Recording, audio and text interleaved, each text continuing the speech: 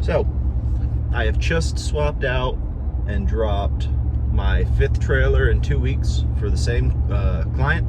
He's a roofer, and they're actually, which I didn't know this until yesterday, they're actually I don't know if it's the exclusive or one of the Tesla roofers for the west coast of Florida, which is actually kind of cool. I don't know why it's any cooler than any other roofer, I guess, but at the end of the day, it is kind of cool knowing that all these jobs that I'm doing and dropping trailers for, they're about to put the Tesla panels up there, which I've never actually, I don't think, seen in person, but they do seem pretty cool. I've seen, you know, pictures on the internet and stuff like that. But at any rate, this is my 2nd client for a roofing job. The first one did not work out very well. Client overloaded me.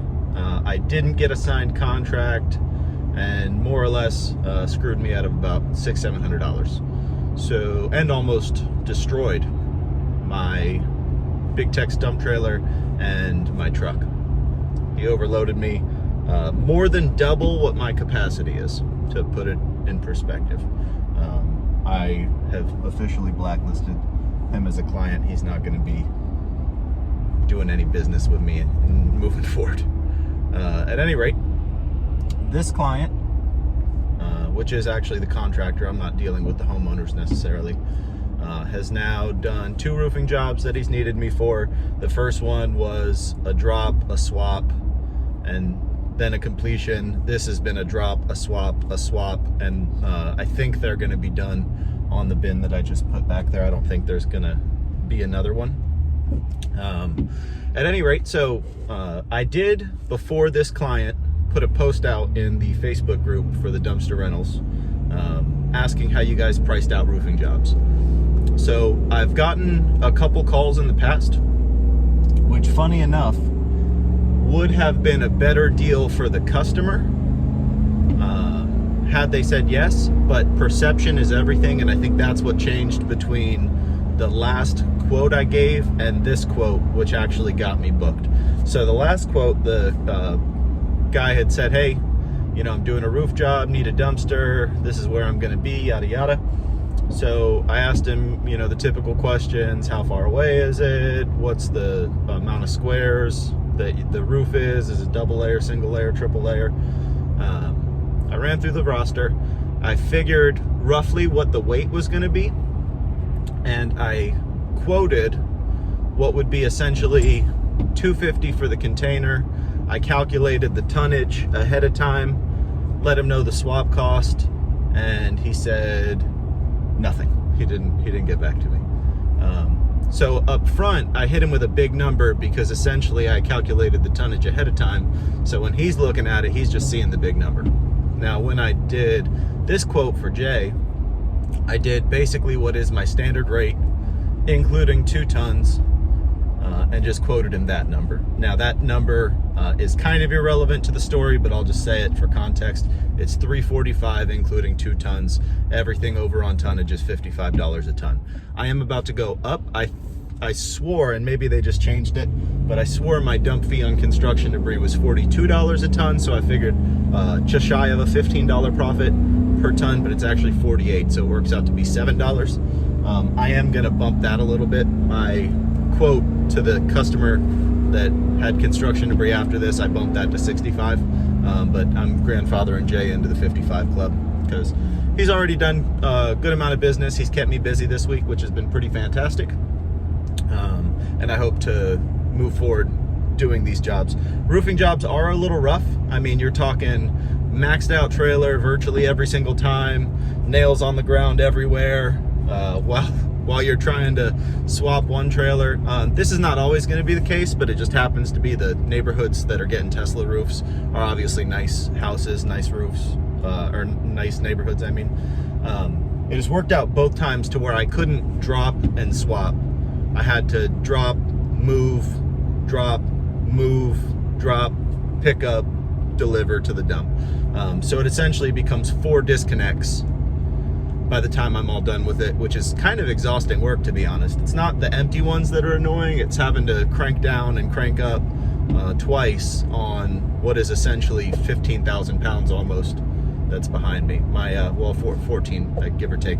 Now this one's probably just shy. So the 2 trailers that I use for my roofing are actually 7-yard containers with wood walls built up. The one behind me is a 12-yard, and the one that is there currently is a 15-yard. 15-yard is just one 2x8 board taller, and then another inch or 2 of gap between the boards. So essentially, yeah, they both hold. This one holds 10,000. The 15-yard holds 11,000. They're both 14,000 pound rated trailers. So payload 10,000 on this one, 11,000 on the other one.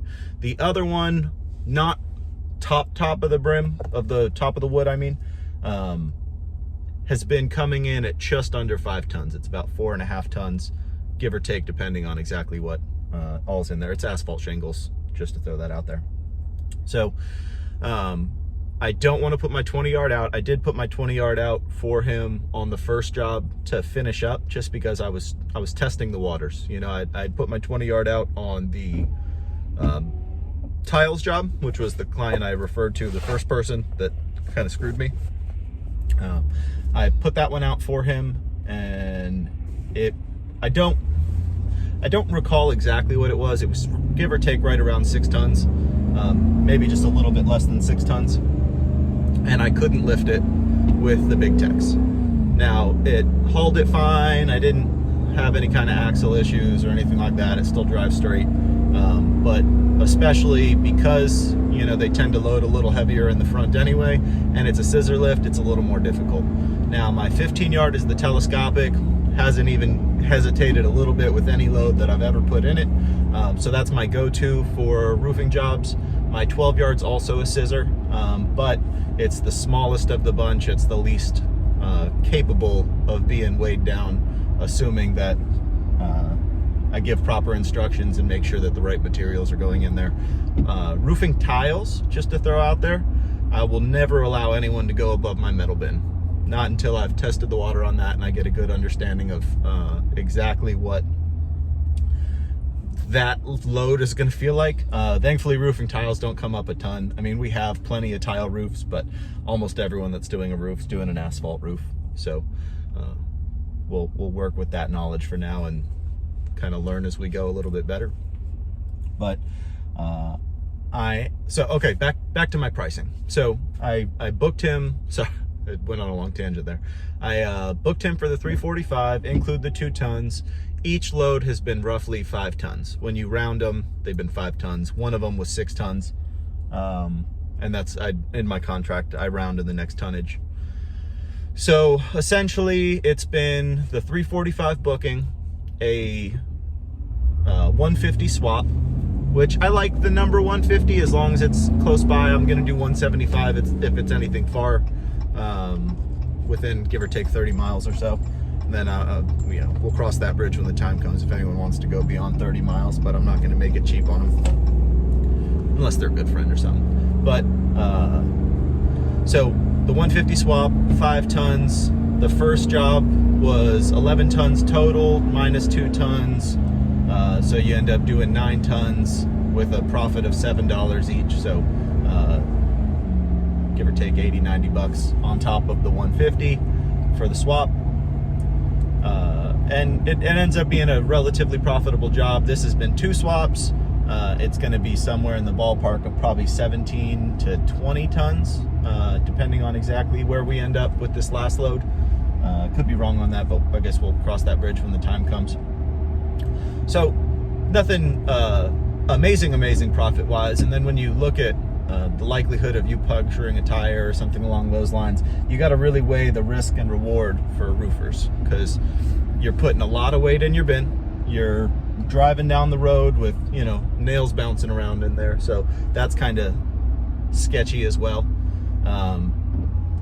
And then these jobs have been kind of difficult to actually even get trailers where they need to be, because all these fancy properties have, you know, really small gates and tight driveways and bends. This one actually has a fantastic driveway. It's got the, you know, the whole U design, with a nice fat section in front of the front door with 2 garages on each side. It's pretty beautiful.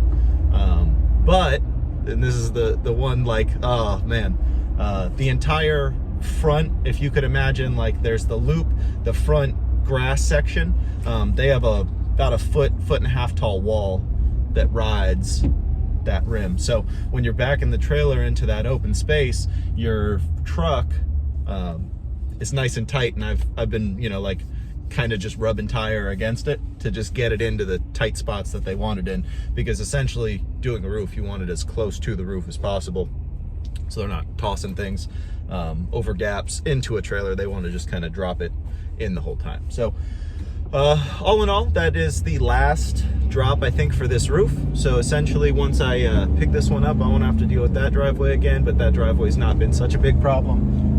But that first job was literally, I didn't have more than 2 inches on both sides of my mirrors, and it bent as soon as you got into the gate. So essentially, I'm having to go back into the gate on a busy road, which was super stressful. I got honked at and MF'd for the YouTube.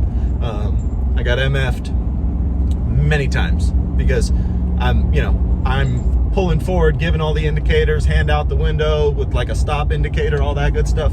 And people still want to ride up as close as they can, honk. The part where I'm like restaging, I guess you could say, to back. Damn it, sorry.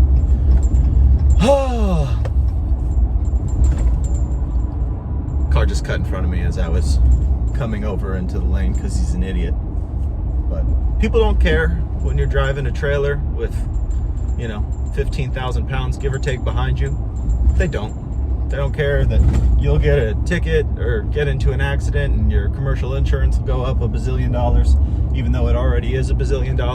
They don't care about any of that. So just be careful out on the road because people suck. My PSA for the day.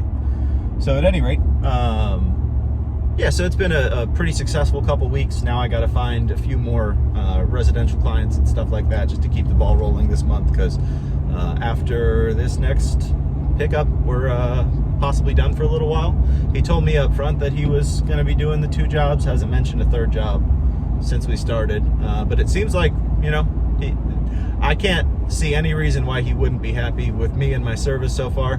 He has been a little all over the place with timelines, and I've been ready to rock and roll for every timeline he has requested, even though I'm currently working a day job also, and at the end of the day, I'm right now supposed to be at work and am not there. So I am relatively blessed. It's not really a spoken thing, it's kind of an unspoken thing, but my boss has been really cool about this. They know what I'm doing, and they've let me use and abuse my schedule far more than they really even should. As my boss, if I was my boss, I mean, I'd love me because I'm me, but I would probably not let me get away with some of the timelines that I've been working around. So yeah, all in all, I'm gonna go get this dumped. I did start getting some paint, on the wood walls of the trailer, so I can finally start advertising the rent me and the phone number and all that. Yeah, it didn't come out fantastic. The paint was just kind of thrown on there. I do have stencils. They're not the coolest of fonts, but that I used, but I threw it together really quick. It's chaos trying to manage a child and a job and get little things like this done at the end of the night. So all in all, it came out legible and it looks fine, but it's not the like professional grade Maxco level that I want it to be. So it'll work for now. That is a super nice neighborhood that I'm doing this job in, and it is 15-20 minutes with traffic from my house and my shop, which is my house. So yeah, I wanted to get as many neighbors' eyeballs on my name and phone number as possible. Now it is really annoying because my telescopic jack is dead center, all the way up the wall on that unit. God, I hate bouncy roads. It's all the way up the wall on that unit, so my phone number is blocked. 1 digit at least, no matter where you're looking, is blocked at any given moment while you're looking at my trailer. which kind of sucks. I'm gonna end up branding it on the sides too, but I didn't do that. I just got it on the front for now.